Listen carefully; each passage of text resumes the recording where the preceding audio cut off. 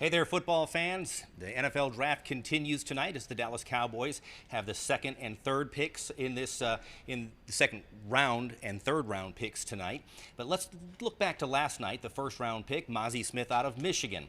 And it's become, kind of a tradition for that player to be brought into Frisco and tour the Star, the Dallas Cowboys' first pick, paying a visit after they're selected the night before.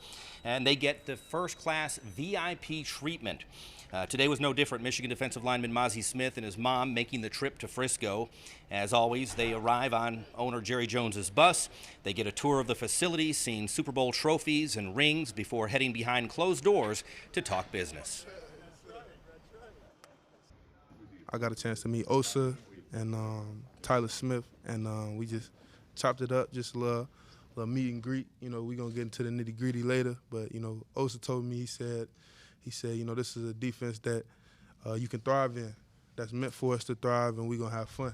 And then with Coach DQ, you know, he said they just got a plan for me. They value what I do, and they want me to be myself, and they don't want me to be nothing else. And I appreciate that. You know, I'm just happy to be valued.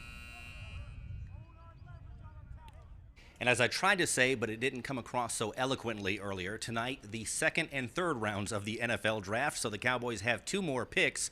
And that's where we cue our Cowboys insider, Mickey Spagnola.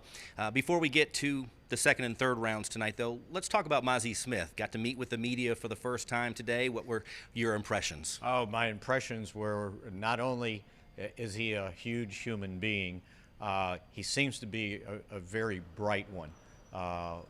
Just the way he handled his press conference, the way he interacted with basically strangers, right, going through the facility. No one could say enough about the guy. So I think the Cowboys, from that standpoint, hit a guy that's going to be very dedicated to playing football. And gosh, you want that with your first round pick. And I know that sounds kind of silly, but there's some people that are really good football players. They're not dedicated to playing football. Well, this guy is. So far, so good. First impressions, I really liked the pick.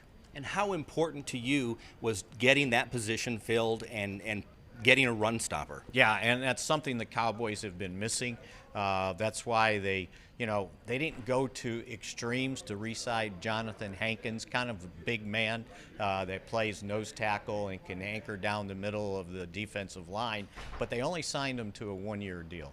And he's only, making the veteran exception contract. So they needed somebody else big to go with that. And Mike McCarthy has been preaching that they needed to get bigger and faster, and they certainly got bigger with 325-pound defensive tackle that's 6'3" and moves awfully well and is awfully strong. You know, I went back and looked, and we talked about this. The Cowboys, in 11 of their 17 regular season games, gave up at least 100 yards rushing. They gave up at least 136 yards rushing in all 5 of their regular season losses, another 100 yards rushing in the loss to San Francisco. And if we go back, last couple of years, they just have had problems stopping the run. I still have in my small brain the 2018 season when they lost the playoff game to the Los Angeles Rams and gave up 273 yards rushing, right? And in 2020, so it would have been the first year, it was the COVID year, so it's kind of an asterisk there, but they set a franchise record for giving up the most rushing yards in a single season. So this has kind of been an ongoing theme here that needed to stop, and I think they took a step towards bringing in a guy like that gives you a chance to stop the run and force people to throw, and that plays into the Cowboys' I think best trait on defense. They rush the passer really well, and the secondary is pretty good at ball hawking. Yeah, they've definitely got some ball hawks out there that can make big plays, big playmakers. Looking ahead to tonight, they have 2 picks, one in the second, one in the third round, and we've kind of been talking about this. Offensive line, tight end, those seem to be the positions that we're kind of looking at them taking, but they're open to just about anything. Right. They really don't have to do one or the other. Running back, I think, is in play. And you never know what else might just fall in your lap, right? That you say, okay, well, I can kind of do that. I think they would like to see if they can still get a tackle that can play guard. As a matter of fact, when they made the decision to draft Mozzie Smith, the other position they were looking at was a guy that was a tackle who can play guard. So that tells you how important they thought that spot was. You can still address it. And I think the tight end that they were most, involved with, Sam Laporta, Iowa, and he's more of a complete tight end. He's not a guy that's going to light it up and say, oh, he's going to catch 80 passes a year. But he's a solid, all-purpose tight end who can block, which is another thing they need in the running game, because I didn't think their tight ends blocked very well, or well enough, let's put it that way, last year, although the other two guys were rookies. So they don't have Dalton Schultz. He was an okay blocker. He wasn't great. So I think that's on the table. And running back, this name, it came up. I don't know if it's a second-round guy, third-round guy, but out of Houston, Tyjae Spears. Okay. People probably have heard his name.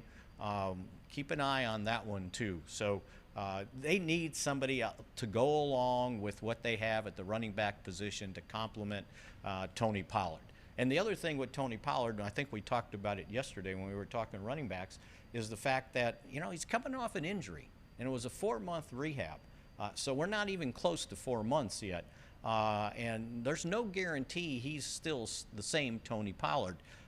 And he's never been the guy. I know they franchised him. I know they guaranteed him $10 million. But at Memphis and here with the Cowboys during his career, he's never been a guy that touched the ball 25, 30 times a game. So you need somebody to go with him, just the way Zeke was last year. Yeah, I think running back's in play too.